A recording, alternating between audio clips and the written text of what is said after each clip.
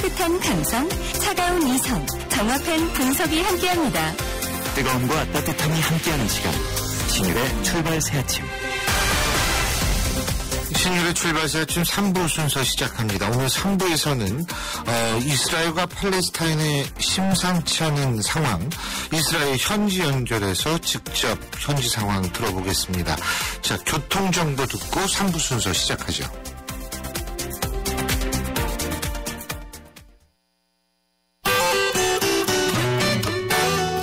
출발새 아침 교통정보입니다. 곳곳에 출근길 정체 이어지고 있습니다. 외곽에서 도심 쪽으로 교통량이 많은 편인데요. 성산로가 마포구청역에서 연대 앞 삼거리까지 정체거리가 길게 이어져 있고요. 신촌로 도심 쪽으로 창천 삼거리에서 신촌 기차역, 이대역에서 아양교차로 통과하기 어렵습니다. 통일로는 홍은사거리에서 독립문역 시속 20km 미만이고요. 종로가 도심 쪽으로 용두동 사거리에서 동면역 답답한 흐름 보이고 있습니다. 도봉로는 미아사거리역에서 기름역, 이어서 동소문로가 성북구청 입구까지 속도를 못 내고 있고요. 분당 내곡간 고속화도로가 신부대학 신물원에서 구룡터널 사거리까지 차간거리가 좁혀져 있습니다. 그리고 강변북로 사고 구간 주의하셔야겠습니다. 일산 쪽으로 동호대교를 조금 못 간 지점 4차로에 사고가 났는데요. 밀리진 않고 있지만 미리 차로 변경에도 신경 쓰시기 바랍니다. 지금까지 출발새 아침 교통정보 유보연이었습니다.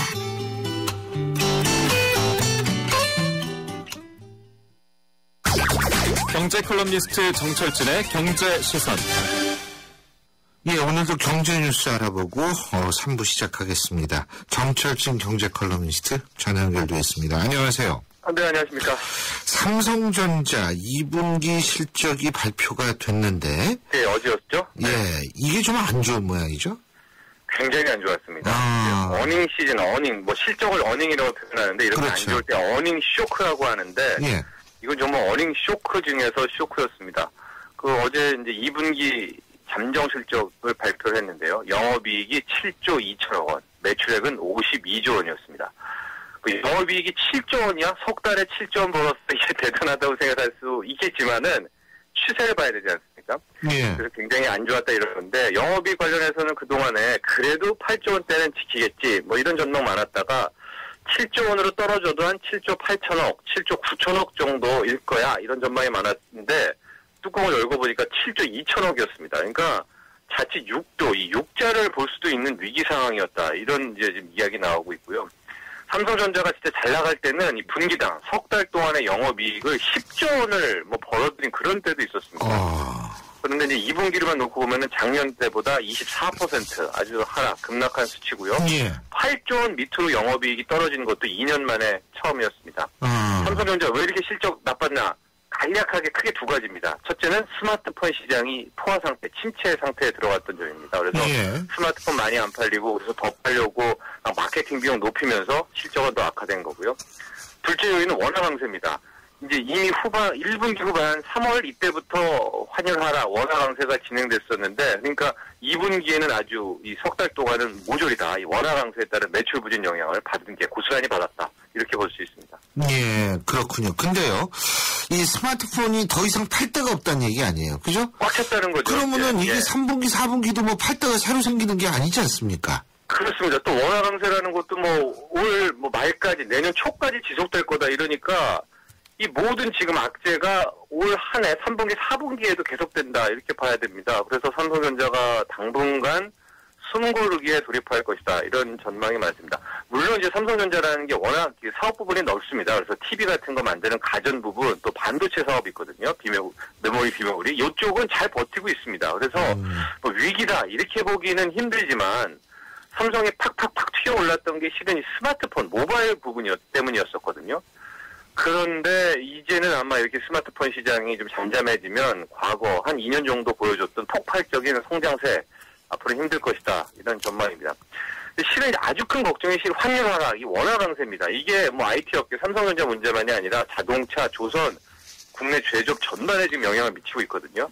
곧 있으면 현대차도 발표되고 현대중공업 실적도 줄줄이 발표되는데 상당히 좀 걱정이 되긴 되는 부분입니다. 주식도 많이 떨어졌겠어요? 그래서 삼성전자 어제 하루는 잘 버텼는데 예. 글쎄 제가 보기에는 제가 주식을 오늘이다 한 일주일 정도는 더 두고 봐야 진짜로 실적 쇼크에 대한 주가가 삼성전자에 반영되는 것을 확인할 수 있을 것 같습니다. 어제 잘 버텼으니까 삼성전자 바닥 찍었어. 이런 해석은 좀 섣부르다. 그렇군요. 네. 그리고 이 스마트폰 얘기가 나왔으니까 말인데 펜텍 얘기 이거 좀 네. 해보죠. 이 분위기 어떻습니까? 그렇습니다. 여기 우리도 이제 침대기 한번 다뤘었는데 네. 어제가 이 이동통신사들의 출자 전환 마감 시한이었습니다. 빅3 이동통신 3사가 펜텍 그 채권을 갖고 있는 거 1,800억을 그냥 출자 전환해라. 주식으로 바꿔가지고 투자해라. 뭐 이런 식의 이제 제안을 채권단이 했었는데 그 시한이 8일이었었는데 답변을 안 줬습니다. 그래서 최종 시한이 실은 14일이거든요. 이게 14일까지 유예를 다시 한번 했습니다. 예. 그 현재 뭐 상황 말씀드리면 SK텔레콤, KT, LG U+, 이 3사가 이 펜텍으로부터 받아야 될 이 채권이 1,800억인데 이거를 이제 출자 전환해라 마라 이런 건데 현재 분위기가요 좀 안 좋습니다. 이제 비공식적이긴 하지만 이 통사들이 일단 모여서 출자 전환을 하지 말자. 그러니까 여기서 끊고 가자. 뭐 여론이 막 비난이 빗발치겠죠. 그래도 여기서 끊는 게 맞다. 왜냐면은 이 지금은 1,800이지만 이 눈덩이처럼 불어날 거거든요. 앞으로는요. 또 스마트폰이 이미 포화 상태이기 때문에 더 손실이 커질 것 같아서 아마 이런 결정을 내릴 것 같은데 만에 하나 이제 14일까지 나와서 이동통신사들이 아니다. 우리 출자 전환 못한다. 이렇게 되면 펜텍은 바로 법정 관리에 들어갑니다. 그리고 이제 뭐 매각되는 그런 수순을 밟게 됩니다. 14일이 이제 다음 주 월요일인데 좀 극적 반전이 있으면 하는 바람은 갖고 있지만 글쎄요. 네. 그 뭐 자르고 가겠다. 네? 이 얘긴데. 예. 네, 이 통서들은. 네. 그리고 이제 휴가 안 가세요? 휴가가 이제 다음 주 중에 계획은 하고 있는데. 다음 주 중에? 네. 이건 계속 하셔야 돼요. 휴가지에 가셔도. 저희가 휴대전화로 전화 연결을 하고 이러면 되는 거니까. 예. 근데 해외로 떠나는 분들도 많고 면세점도 많이 갈 테고 근데 면세 한도를 높여야 한다는 주장이 많이 나왔는데 이번엔 좀 올립니까?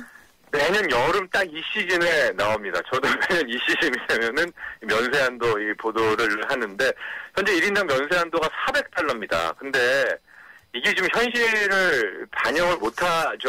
그러니까 저도 솔직히 그렇습니다. 이게 $400를 맞추기가 힘들어요. 그래서 가령한 이제 $600를 썼다, $700 썼다. 그러면은 이걸 좀 세금 신고하기도 좀 애매합니다. 그럼 그냥 안 하고 쓱 들어가게 되면은 좀 깨름칙하잖아요. 그렇죠? 예. 범법자가 되는 거니까 어쨌든 신고를 안 하고 들어가니까. 그래서 이제 현실적으로 좀 상향 조정하자는 얘기 많이 나왔는데 어제 산업연구원이 이제 여행자 휴대폰 면세 한도 조정 뭐 이런 공청회를 열었습니다. 이게 정부 용역을 받아가지고 했던 곳이었는데 최대 면세 한도 $800까지 올릴 수 있다, 올려도 된다 이런 이제 발표를 했습니다. 현재 면세 한도가 선진국보다도 낮고 중국, 대만보다도 낮다 뭐 이런 발표였는데요. 1인당 면세 한도를 좀 보면은요 미국이 최대 $1,600. 일본이 가장 높습니다. $2,000입니다. 중국이 $800, 그다음에 유로가 $580. 그러니까 우리 $400보다도 다 높은 거죠. 예. 그래서 아마 $800까지는 높여야 되지 않나 뭐 이런 보고서가 나왔던 것 같습니다. 뭐 현실화할 필요는 있겠죠. 오늘 소식은 여기까지 듣겠습니다. 감사합니다. 네, 고맙습니다. 예, 지금까지 정철진 경제 컬럼니스트였습니다. 출발 새 아침은 청취자들의 참여를 기다립니다. 짧은 문자 50원, 긴 문자 100원의 문자 서비스 혹은 트위터 YTN 알스타트로 함께해주세요. 참여하신 분들 중 몇 분을 선정해 준비한 선물을 보내드립니다.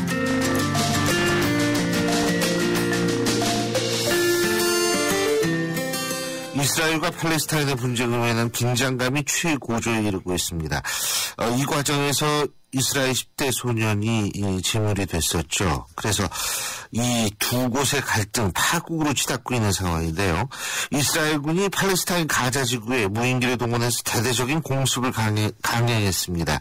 이 피해 보복으로 계속되고 있는 이스라엘과 또 팔레스타인의 분쟁 상황 자세히 알아보죠. 현재 이스라엘 한인회장이시죠. 이강근 박사 전화 연결하겠습니다. 박사님 안녕하세요. 네, 안녕하세요. 예. 지금 이스라엘이 몇 시예요? 새벽 1시. 새벽이요? 예.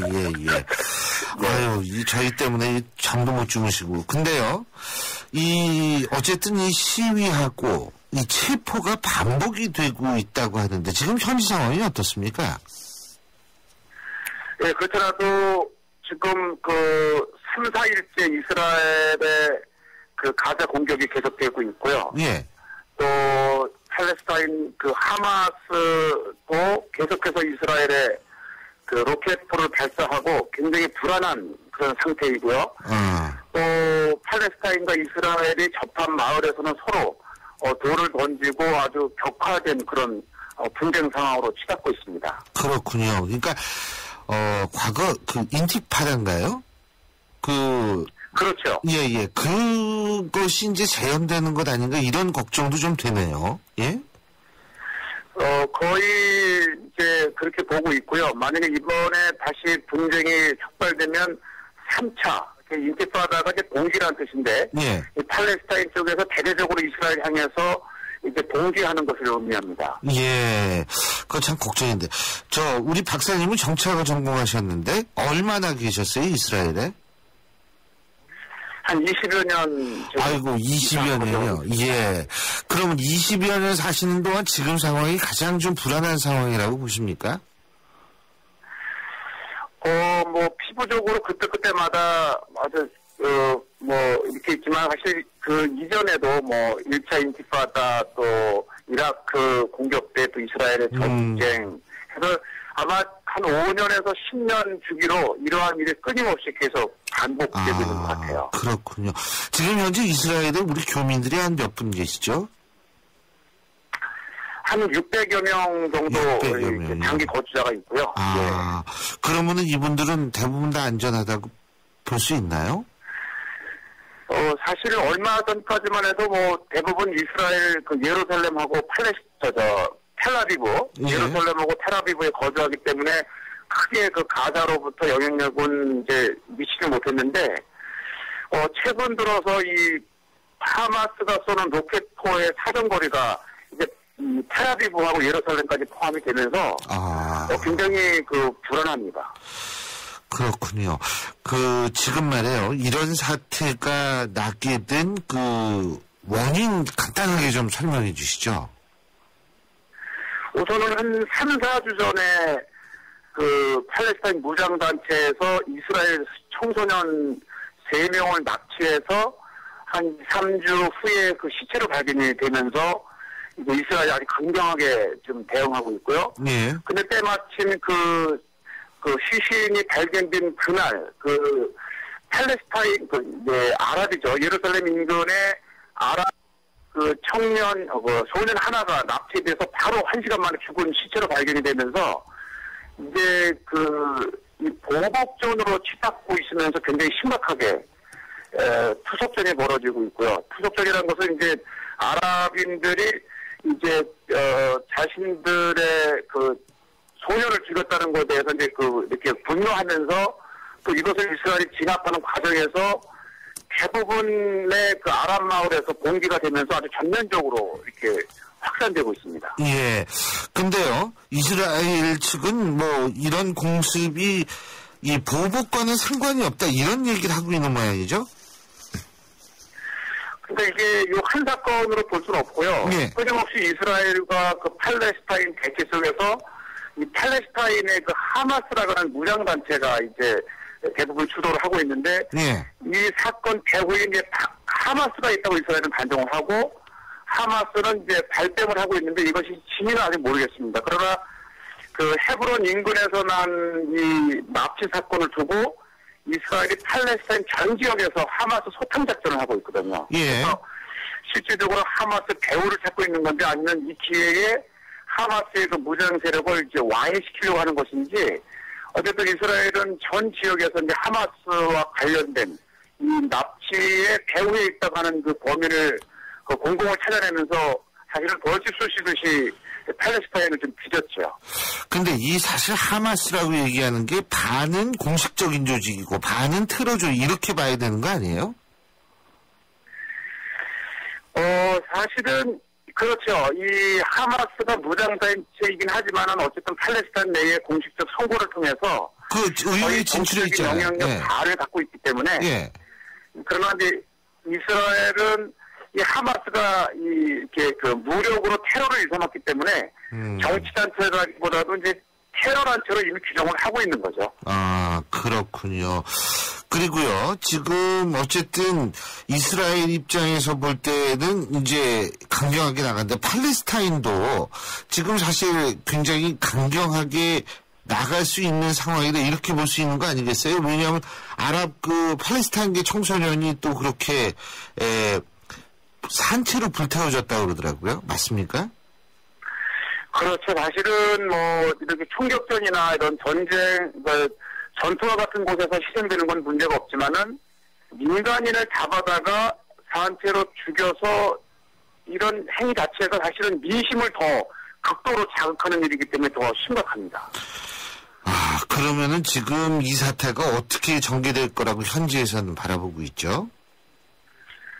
지금 저도 이제 요 심각성이 불과 2, 3일 전서부터 부각이 되었는데, 제가 여기 시간을 지금 1시 전후가 네. 되었는데, 서너 시간 전에 예루살렘에도 그 가자 지역에서 로켓포가 날아오는 것이 사이렌이 울렸어요. 그래서 이제 거의 사전거리가 주요 도시인 이제 텔아비브와 예루살렘까지 돼 있고, 지금 정기적으로 이런 일이 발생되면서 하마스는 로켓포의 사전거리가 더 멀어지고, 또 평화시라고 할 때에 이제 많은 로켓포를 이미 비축을 해놨기 때문에 무자비하게, 예를 들어서 무방비하게 계속 이스라엘 쪽으로 쏘아 올리면 이스라엘 내의 인명피해도 작지가 않을 거고요.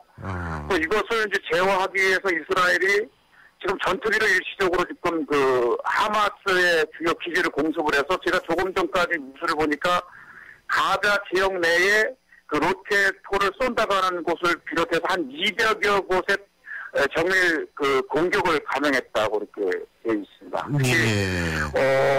이제 이스라엘에서는 이번 일을 용납할 수 없다면서 거의 지상군까지 투입을 지금 거의 초일기에 들어가 있는 걸 보면, 만약 지상군이 투입이 되면은 가자 지역 내에 탱크를 앞세운 거죠. 네. 가자 지역 내에 전투를 치열하지만은 사실 양측의 그 희생자가 굉장히 걷잡을 수 없이 많이 날 거로 보고 있습니다. 그 팔레스타인하고 이스라엘 문제가 어떻게 잘 좀 해결이 될 것 같기도 하던데 항상 그러다가 꼭 이렇게 상황이 이렇게 되더라고요. 이게 그러니까 양쪽이 좀 극단주의 세력 때문에 그런 것 아닌가 이런 생각도 드는데 어떻게 보십니까? 사실 극단주의자죠. 어쨌든 그 좀 평화 협상 뭐 최근 한 2달 전에 결렬되긴 했지만은 예. 이게 평화 협상이 합의가 되기 위해서는 사실 양측의 양보가 있어야 되거든요. 예.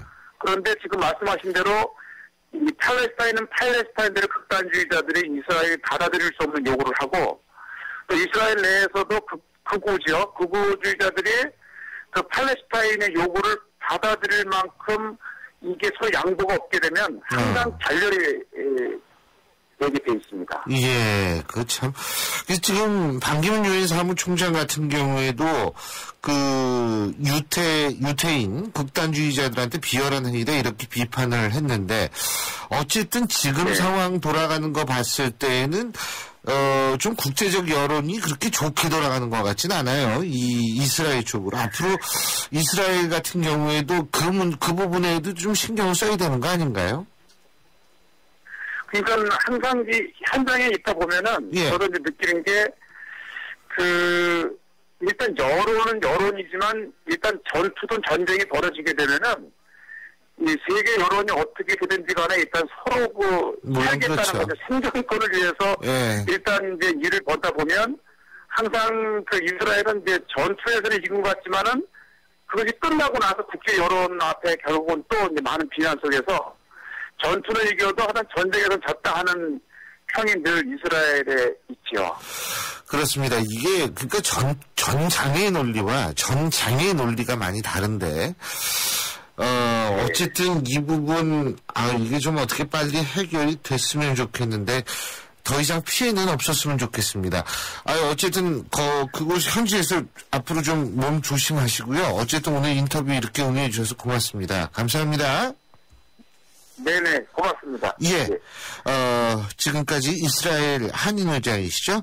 이강근 박사님과 얘기 나눠봤습니다. 우리 수학 성적이요? 당연히 걱정 없죠. 그렇다면 수학 실력은 어떨까요? 지금 아이의 수학을 진단해보세요. 정확한 진단과 처방이 진짜 수학 성적을 만듭니다. 스스로 수학. 신율의 출발사 지금 3부 순서 여기까지입니다. 잠시 뒤 4부에서 뵙겠습니다. 대한민국 사장님들, 이보영이에요. 사업하면서 힘든 일 참 많으시죠? 이젠 노란 우산 공제 꼭 챙기세요. 갑작스레 소나기가 와도 우산 하나 챙겨놓으면 걱정 없잖아요. 소득 공제는 물론 복리 이자에 목돈 마련 저축도 되고 법으로도 보호되니까 노란 우산 공제 하나면 마음이 든든. 50인 미만 소기업, 10인 미만 소상공인 사장님이라면 누구나 가입하실 수 있대요. 창업할 때 가장 먼저, 사업할 때 가장 가까이. 참 든든한 동행, 노란 우산 공제. 이 캠페인은 중소기업 중앙회와 함께합니다. 올여름 역사와 전통이 있는 영국 최고의 교육도시 옥스퍼드에서 품격이 다른 영어 캠프를 만나보세요. YTN 라디오와 ABC가 주최하는 영국 주니어 영어 캠프는 자녀들의 영어 실력을 한 단계 끌어올려드립니다. 캠프가 끝난 뒤에는 프랑스와 스위스, 이탈리아의 문화 유적지를 돌아보는 현장 학습의 기회도 누리실 수 있습니다. 영국 옥스퍼드에서 체험하는 주니어 영어 캠프. YTN 웹사이트나 서울 전화 723-0550, 723-0550에서 확인하실 수 있습니다.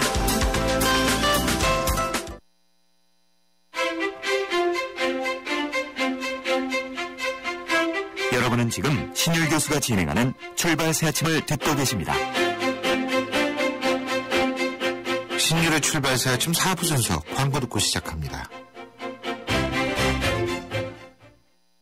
끊임없이 이어지는 급커브길에 당신과 자동차에게 어드벤처물이 되지 않도록 한국 타이어는 제대로 방향 잡는 법을 알고 있다.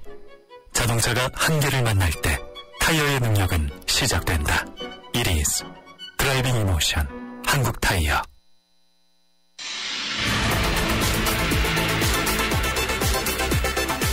빅데이터로 뉴스를 읽는다. 빅데이터인 뉴스. 네, 빅데이터인 뉴스 오늘도 스토리자색 유승찬 대표 함께 하겠습니다. 어서 오십시오. 예, 안녕하세요. 예. 자, 그러면 오늘은 먼저 SNS에서 어떤 인물들이 이번 주에 많이 언급됐는지부터 알아보고 시작을 해보겠습니다. 10위부터 6위까지 알아보죠. 이윤지 아나운서. 이번 주 빅데이터인 뉴스가 뽑은 뉴스피플 10위부터 알아봅니다. 10위는 교육사회 부총리의 김명수 후보자, 9위는 박원순 서울시장이 김동민, 기동민 전 서울 정무부시장 공천 문제로 순위에 올랐습니다. 8위는 누구인지 청취자 여러분이 맞춰보세요. 지난주 내내 아주 많은 화제가 됐던 인물입니다. 이어서 7위 역시 공천으로 논란에 휩싸인 천정배 전 장관, 6위는 한국을 방문한 시진핑 중국 주석이 올랐습니다.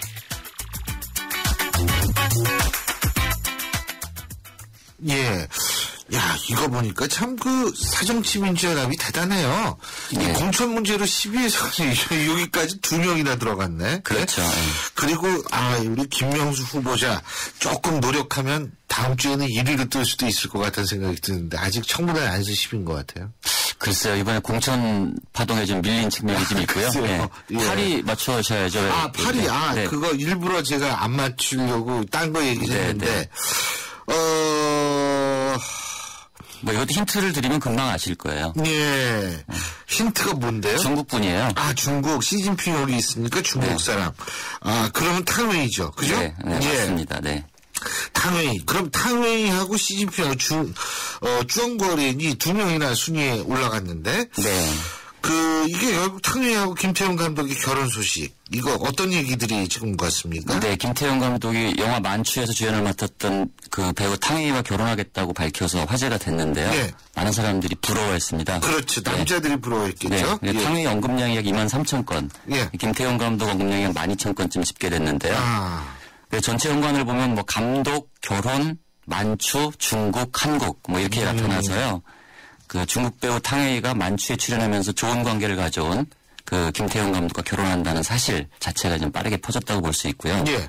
인물 연관을 보면 뭐 현빈은 만추에 같이 나왔던 배우죠. 네. 그리고 뭐 채림, 그다음에 시진핑, 양조위, 변영주 감독이 인물 연관을 5위에 올랐는데. 왜 그렇죠? 이게 뭐 EBS 시네마 천국에서 뭐 이 이혜영 감독하고 변영주 감독, 김태형 감독이 같이 뭘 진행한 게 있었나 봐요. 이게 언급이 되면서 뭐 이런 패러디, 그러니까 뭐 허지용 작가는 떠서 광고도 찍고 이혜영 감독은 토론 프로에도 나오고 김태형 감독은 탕웨이랑 결혼도 하는데 변영주 감독은 변함없이 화요를 마시네요. 뭐 이런 얘기들이 이제 많이 퍼졌고요. 예. 이어서 뭐 박근혜 대통령, 그다음에 이효리, 이상순, 브래드 피트, 김수현 등으로 이제 인물 연관화가 나타났습니다. 예. 탕웨이, 이효리, 안젤리나 졸리 등이 부러운 신부감으로 언급됐다는 사실을 알 수 있습니다. 그러니까 이제 박근혜는 근데 박근혜 대통령은 왜 나온 거예요? 이게 이제 시진핑 주석. 시진핑 주석? 이제 당환하면서. 예. 근데 이 탕웨이랑 이제 결혼을 하니까 안젤리나 졸리도 결혼을 생각하고 있는 분들이 있는 모양이죠? 이게 유부녀 아닌가요? 그렇죠. 브래드 피트가 그래서 올라온 거고요. 그렇군요. 부러운 남자들. 부러운 남자들. 이상순, 이효리. 근데 중요한 거는 뭐냐면, 이 심리 연관으로 보면은 꽤 이 부럽다라는 게 이제 질투심, 좌절감 이런 식으로 넘어가 버리면 이게 아주 안 좋은 감정이 될 수도 있어요. 네, 거기까지 갈지 잘 모르겠는데. 그래요? 부럽다가 압도적인 일이에요. 아주 건전하네요. 네, 굉장히 부러워했어요, 사람들이. 그리고 이어서 이제 축하. 차지하다 이거 좀 약간 그죠? 그렇죠. 시기 좀 섞인 거죠. 그렇죠. 그리고 루머가 올랐는데 루머는 이제 뭐 임신을 했다는 것 그리고 뭐 공대생이 아니냐 탕웨이가 공대 출신이다 뭐 이런 얘기들이 이제 돌았고요. 다 있네. 금지라는 언어도 올라왔는데요. 이거는 이제 새끼 탕웨이가 출연했던 그 새끼가 중국에 상영 금지됐던 사실을 다시 이제 언급을 했고요. 그래서 호흡 맞추다, 이해하다, 웃다, 좋아하다 등 대체로 이제 긍정적인 언어가 많이 나왔고요. 그래서 긍정어 분포가 51.3%, 부정어 분포가 23.2% 나타나는데요. 그러니까 부러움과 시기심이 존재하는 가운데서도 많은 사람들이 축하의 마음을 일단 표시했다.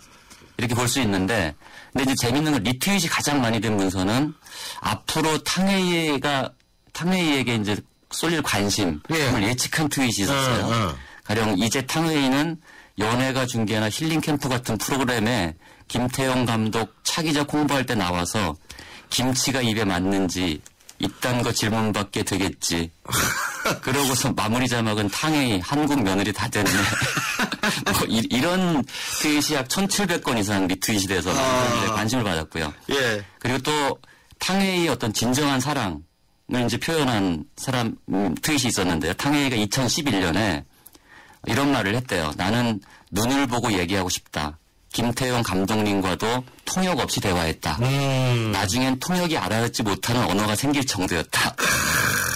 2011년에? 네네. 꽤 오래됐네요. 그래서 감정엔 국경이 없다. 언어는 감정에 비하면 힘이 없다는 이 트윗이 한 560여회 리트윗되면서 많은 관심을 받았습니다. 그렇군요. 이런 얘기 자꾸 들으면 조금 아침부터 별로 기분이 좋지가 않습니다. 그렇습니까? 제 나이 생각이 되게 되고 참 딴 얘기하죠. 시진핑 주석 얘기할까요? 언급량 꽤 많이 나는데. 이 시진핑 주석이 3만 건 정도 언급되는데 그만큼 이제 한중 관계에 대한 관심이 좀 높아졌다. 이렇게 볼 수 있고요. 그러니까 특히 아베 총리가 집단자 이권 문제로 이 도발을 좀 하고 있지 않습니까?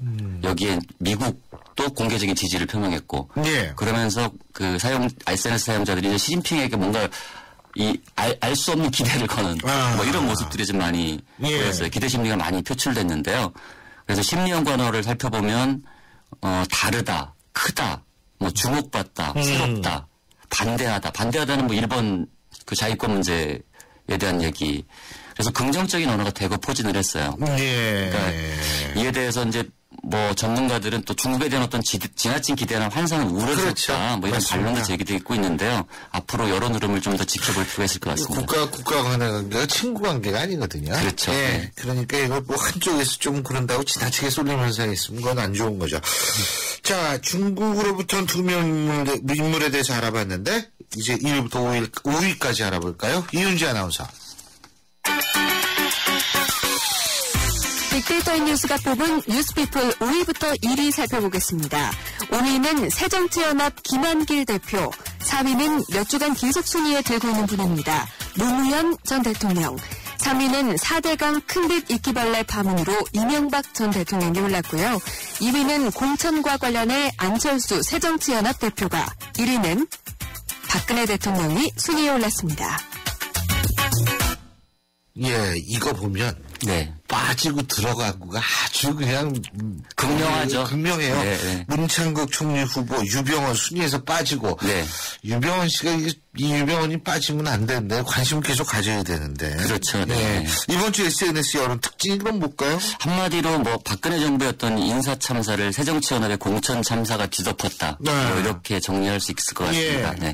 박근혜 대통령은 뭐 인사청문회나 그 시진핑 주석 그과의 정상회담과 관련해 14만 건이 넘는 높은 언급량을 기록했고요. 이명박 전 대통령은 아까 말씀드렸던 대로 4대강 큰빛 이끼벌레 파문과 관련해 많은 언급량을 기록했어요. 그리고 노무현 전 대통령은 인사청문회와 관련해 이제 비교되면서 언급량을 기록했고요. 이들을 제외하면 이번 새정치연합 공천 파문과 관련된 인물들이 대거 순위에 올랐어요. 예. 안철수, 김한길 공동대표가 2위, 5위를 기록했고 천정배 전 장관이 7위에 그랬죠. 박원순 서울시장이 9위에 이름을 올렸고요. 예. 10위권 바뀌긴 하지만 기동민, 금태섭, 허동준 등도 높은 순위를 기록했습니다. 그렇군요. 네. 야, 좀 그래요. 이게 공천 문제 이거 보니까 무슨 카드 돌려막기도 아니고 뭐 여기 같은 사람 여기로 보내고 여기 있는 사람 또 뭐 수원에 어떻게 하려고 딱 본인이 안 하겠다. 10시간이나 회의했는데 나중에 본인이 페이스북에 올렸다는 거 아니에요? 금태섭 전 대변인. 그렇죠. 네. 저는 수원정에 출마하지 않겠습니다. 그래서 꼭지가 돌았다는 거 아니에요? 새정치민주연합 최고위원들 10시간 동안 우리 뭐 한 거예요? 그렇죠. 네. 뭐 되느니 안 되느니 막 이러다가 의원직책으로는 중간에 뛰어나와서 기자회견도 하고 그랬죠. 어제. 예, 사람을 황당하게 만드는 건 순식간이라는 그걸 다시 한번 보게 된단 말이에요. 그리고 이제 인사청문회 같은 경우에 사실은 청문 대상자 중에 오늘 지금 좀 있으면 열릴 김명수 교육사회부총리 후보만이 올랐네요. 그죠? 네. 예. 그래서 지금 어쨌든 공천을 너무 어렵게 정말 이렇게 어렵게 하기도 참 쉽지 않은 대단한 거예요. 같아요. 네. 네. 안철수 대표에 대한 긍부정 여론은 어떻습니까? 네, 이게 안철수 대표가 정치 경험이 많지 않아서 이런 어려움을 초래한 측면이 있을 것 같은데요. 7만 건이 넘는 높은 언급량을 기록했고요. 예. 인물연관어로 이제 김한길, 천정배, 김광진, 정동영, 금태섭, 기동민 등이 언급돼서 대체로 공천 관련 언급량이었다는 걸 알 수 있고요. 예. 긍부정 연관어 분포는 긍정이 24.7%, 부정이 57.1%로 부정어 분포가 압도적으로 많았고요. 네. 긍부정 연관어로는 비판, 질책, 욕, 나쁜, 헌신이라는 거는 이제 당연히 헌신해야 된다 이런 표현 때문에 오른 것 같은데요. 상당 후사. 예. 격한 감정들을 표현하는 사람들이 많았습니다. 예. 재보선 공천 관련 여론도 이것하고 비슷할 것 같아요. 제가 볼 때는. 그렇죠. 그죠? 네. 새누리당도 공천 자금이 있었지만 SNS에서는 새정치연합 공천 자금이 압도적으로 많이 언급되고 있고요. 그리고 재보선 공천 관련 전체 연관어 1위가 전략이었어요. 전략. 이른바 전략 공천 때문에 그런 거고 2위가 안철수였거든요. 그러니까 전략 공천 안철수가 공천 파동의 중심에 있었다. 이렇게 볼 수 있고요. 예. 네. 근데요. 사실은 그게 안철수 대표가 이번에 전략 공천한 게 처음이 아니잖아요. 지난번에 광주에서 윤장현 시장 네. 전략 공천할 때 그러는데 또 이렇게 되니까 이게 좀 그런 것 같아요. 예, 계속 말씀하시죠. 네네. 그래서 심리연관어를 보면 탈락, 반발, 갈등, 반대하다, 분노, 이런 감정들이 표현이 됐는데요. 사실 박근혜 정부가 인사를 잘못해서 지지율이 급락하고 있는 분위기지 않았습니까? 이 최근까지. 근데 이거를 이제 새정치연합의 공천 자금이 완전히 상쇄하고 있다 이런 분석들도 나오고 있고요. 예. 특히 새누리당 경우도 공천 자금이 있긴 했지만 여기는 어쨌든 이정현 전 청와대 수석을 전남으로 내려보낸 거는 이 정권 심판 프레임을 완화시키기 위한 그렇죠. 전략이 있었다 맞습니다. 이렇게 얘기되고 있지 않습니까? 예. 그리고 임태희 전 실장을 평택에서 제외한 것은 이건 역시 이제 지역 일꾼노를 부상시키면서 그렇죠. 예. 이 정권 심판을 피해가려는 그러니까 새누리당은 잡음은 있었지만 어떤 일관된 어떤 전략적인 스토리가 있었다. 그러면서 이제 정리가 되는 분위기였는데 새정치연합은 왜 그렇게 돌려막았는지 왜 그렇게 공천했는지가 이유가 분명치 않고 예. 그러면서 이제 내부 반발 그러니까 전략 공천이라는 건 사실은 리더십이 강할 때 할 수 있는 일이거든요. 리더십이 그렇죠. 강하거나 지난번처럼 바로 뒤에 대선이 있어서 권력을 맞습니다. 잡으면 뭔가를 해줄 수 있을 때 전략 공천이 이제 잡음 없이 그렇죠. 넘어갈 수 있는데 지금은 그런 상황도 아니고 그래서 너무 무리하게 이 전략 공천을 시도하면서 오히려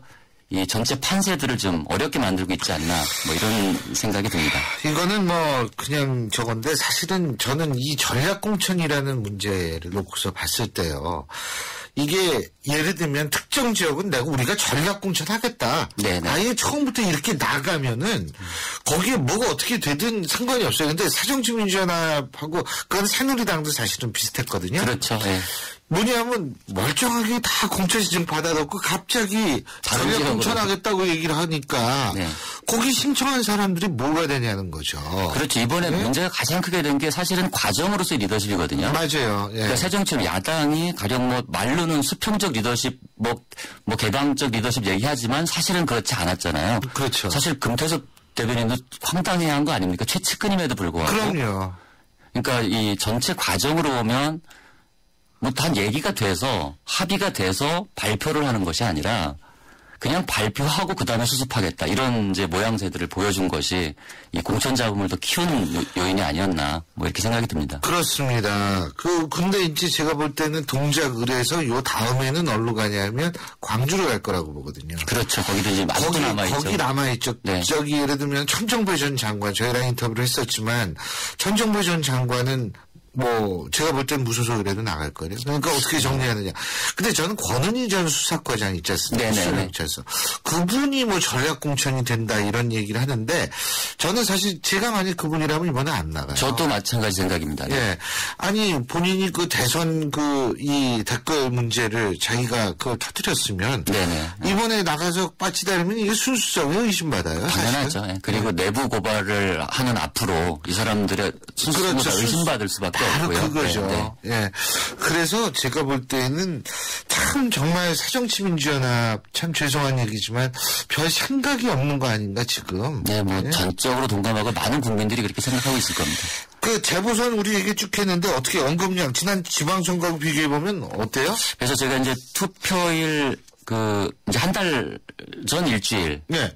이죠. 그러니까 한 달 전에 일주일 언급량을 좀 비교를 해봤어요. 예. 지방선거 한 달 전 일주일, 그러니까 5월 4일부터 11일까지 약 20만 건 정도 선거 키워드가 검색이 됐는데요. 예. 이번 재보선 일주일에는 13만 건 정도. 그러니까 언급량을 보면 65% 정도 된다고 볼 수 있는데요. 그러니까 지방선거 투표율이 56.8%였으니까 산술적으로 보면 36.9% 정도 투표율이 맞아요. 예상이 되는데. 과학적이다 진짜. 근데 예. 지방선거 한 달 전 일주일은 세월호 참사 한복판에 있었고요. 예. 이번 재보선은 휴가철의 한복판이에요. 예. 그래서 이런 상황을 감안하면 재보선 투표율은 이 30% 초반까지 떨어질 수 있다는 것이 제 생각이고요. 더군다나 이 공천 잡음이 거셀수록 그 20, 30대 젊은 층의 투표율은 더 낮아질 것으로 그렇죠. 생각합니다. 네. 저는 이제 흔히 이번 재보선은 이런 식으로 표현을 합니다. 이게 조직 투표 대 사전 투표의 대결이다. 저는 이런 표현을 하는데 네. 이게 사전 투표는 사실 지난번 지방선거 때 이렇게 뚜껑 열어보니까 젊은 층이 많이 했더라고요. 그렇죠. 20대들이 좀 많이 했었죠. 그렇죠. 네. 20대들이 많이 했는데 원래 재보선이야 뭐 30%대 투표율인데 이거를 얼마큼 끌어올리느냐는 결국은 제가 볼 때는 이 사전 투표 아니겠어요? 그렇죠. 네. 근데 사전 투표율이 떨어지면 조직 투표가 이제 다 부각이 되는 건데. 예. 이번에 이 기동민 전 부시장 기자회견할 때 이 아수라장이지 않습니까? 이런 것은 특히 20, 30대 유권자들은 이 정치적 냉소를 가지기 굉장히 좋은 그림이죠. 그림 자체가. 그렇죠. 예. 그림은 그런데 네. 사실 그 그림이 준 사정치 민주연합에 대한 타격은 상당히 크다라는 분석이 많습니다. 근데 네. 저는 아까도 인터뷰 했었습니다만 허동준 위원장도 굉장히 억울할 거예요. 여태까지 3번 밀렸는데 또 밀리라는 얘기. 그렇죠. 말도 안 되는 얘기거든요, 사실. 이 과정을 무시하는 민주주의는 없는 겁니다, 사실은. 맞습니다. 네. 네, 과정을, 근데, 저는 그래서, 사정치라는 게 과정을 뛰어넘어서. 네. 네? 네? 뭔가를 하는 거 아닌가, 저야 그거 잘 모르니까 그런 생각도 드는데. 근데 어쨌든 이번에 이 재보선 결과에 따라서 제가 볼 때는 사정치민주연합의 지도부의 타격이 상당히 클 것이다. 네. 이런 생각도 들 수밖에 없어요. 그렇죠. 공천 잡음 때문에 어쨌든 그 인사청문회 대상자들은 관심을 덜 받게 됐고요. 네. 그래서 인사청문회가 생각보다 좀 조용하게 진행되는 측면이 있고요. 그렇죠. 그리고 또 이 새누리당은 당대표 경선이 중간에 있지 않습니까? 예. 그 7월 14일 날 예. 당대표를 뽑는데 이런 당대표 경선은 그 컨벤션 효과를 내게 돼 있거든요. 예. 그렇죠. 좋은 구도, 가령 박근혜 대통령이 인사를 잘못해서 생겼던 이 야권에 유리했던 구도가 공천 잡음으로 사라지면서 다시 새누리당한테 주도권을 빼앗길 수 있는 여지를 준 것이 아니냐, 이런 분석도 가능할 것 같습니다. 그런 것들을 여야 협력이라고 불러야 되는지 모르겠습니다만 네. 중요한 거는 아까 우리 SNS 분석에서 예. 김한길 대표는 12위 정도 되지만 네네. 안철수 대표는 2위까지 올라가지 네네. 않았습니까? 네. 저는 이게 역설적으로 누가 타격을 더 받게 되는지를 예상할 수 있는 근거가 될 수 있지 않을까라는 생각이 들거든요. 그래서 제일 일관된 패턴 중에 재밌는 게 있어요. 언급량을 보면 예. 거의 모든 사건에 유사하게 안철수 대표가 김한길 대표의 2배입니다. 딱. 아, 그런데 네, 2배는 약간 넘는 선에서 이 언급량이 형성이 좋든 됩니다. 나쁘든. 네, 좋든 나쁘든. 좋은 건가 나쁜 건지 모르겠습니다만. 네. 어쨌든 다음 주에 이제 청문회 끝나면 네. 상황이 어떻게 돌아갈지 또 SNS 분석해 보겠습니다. 지금까지 스토리닷의 유승찬 대표였습니다. 오늘 말씀 잘 들었습니다. 네, 고맙습니다. 네. 우리 수학 성적이요? 당연히 걱정 없죠. 그렇다면 수학 실력은 어떨까요? 지금 아이의 수학을 진단해보세요. 정확한 진단과 처방이 진짜 수학 성적을 만듭니다.